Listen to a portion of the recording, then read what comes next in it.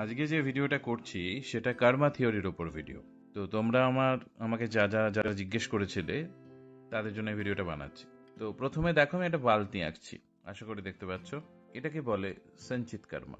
এটা হচ্ছে total accumulation of all your কর্মা।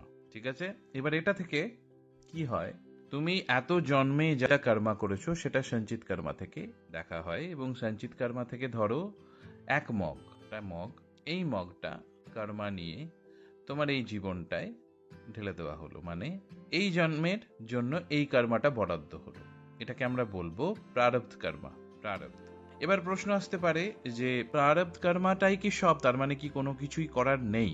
তো অ্যাকর্ডিং টু দ্য রিসার্চ দেখা গেছে কোনো মানুষের জীবন যদি এরকম হয় ধরো, তো মোটামুটি 60% ইজ প্রারব্ধ কর্মা, আর 40% হচ্ছে তোমার ক্রিয়ামান কর্ম। এবার ক্রিয়ামান কর্মা মানে হচ্ছে যে কর্মটা তোমার হাতে আছে, যেটা তোমার উইল, মানে যেটা তুমি করতে পারছো, যে চয়েসগুলো তোমার হাতে আছে।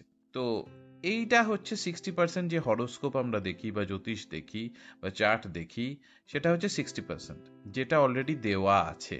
এবার এই যে 40% যেটা আছে সেটা রেমেডি বা তোমার কর্ম, সেটা দিয়ে এই যে 60%-এর পেন, যে সাফারিং, সেটা কমানো যায়। এটাকে কমপ্লিটলি ইরেজ করা যাবে না, বাট এটার যে পেনটা, মনে করো তুমি বড় গাড্ডায় পড়তে গেলে ছোট গাড্ডায় পড়লে, বা বড় গাড্ডায় পড়ে পা ভাঙতো, সেক্ষেত্রে হয়তো তোমার পাটা মচকে গেল। তো এই 40%-এর কিন্তু অনেকটা বেনিফিট আছে যদি তোমরা 40%-কে চার্জ নিতে পারো। তো এই হলো টোটাল 3টে কর্মা। সঞ্চিত কর্মা পুরো থেকে, তারপর ওই অ্যাকুমুলেটেড কর্মা থেকে কিছুটা পার্ট এই জন্মে এসেছে প্রারব্ধ কর্মা হিসাবে, এবং প্রারব্ধ karma 60% of your life according to research, and 40% of your life is ক্রিয়ামান, যেখানে তুমি নিজে আবার নতুন কর্ম তৈরি করছো।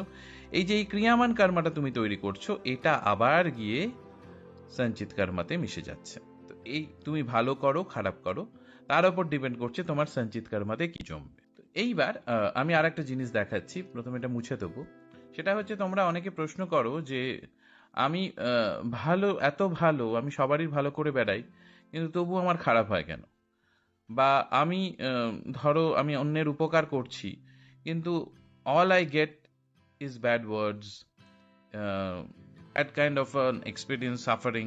তো সেটা আমি এক্সপ্লেন করার চেষ্টা করছি। তো যেটা আমি এখন আঁকছি সেটা হচ্ছে কর্মা লুপ। এটা একটা কর্মা লুপ, এটা একটা কর্মা লুপ। ওকে, এটা ধরো এর কর্মা লুপ, এটা বির কর্মা লুপ। আমরা জাস্ট ফর ডিসকাশন পারপাস এই কর্মাটাকে দুটো কর্মায় ভাগ করে নিচ্ছি। একটা হচ্ছে ব্যাড কর্মা, এটা হচ্ছে গুড কর্মা। এটা হচ্ছে ব্যাড, এটা হচ্ছে গুড। এটাও তাই করি।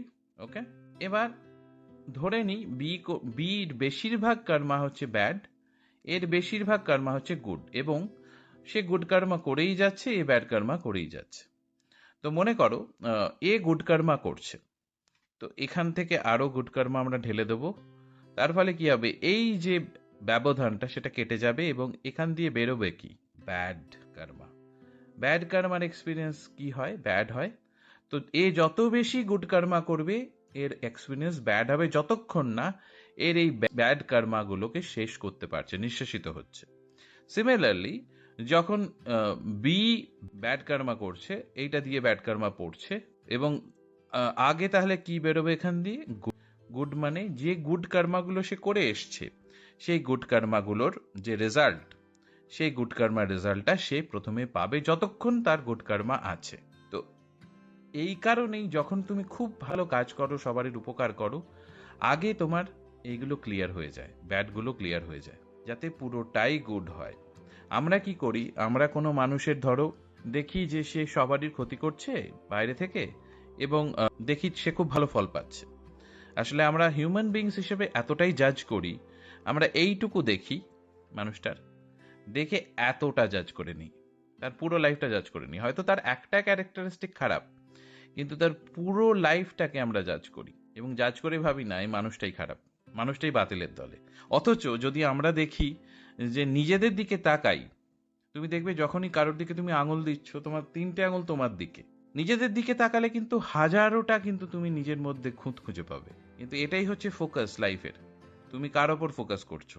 আবার আমরা ফিরে আসছি ক্রিয়া মানে, ক্রিয়া মানে যদি তুমি নিজের ওপর ফোকাস করে নিজের কাজটাকে ঠিক করতে পারো, তাহলে সঞ্চিত কর্মাও তোমার ভালো হবে, ভবিষ্যতের প্রারব্ধ কর্মাও তোমার ভালো হবে, এবং এই যে কর্মা লুপের মধ্যে মানুষ ফেঁসে যায়, সেই ফেঁসে যাওয়া থেকেই তুমি বাঁচবে।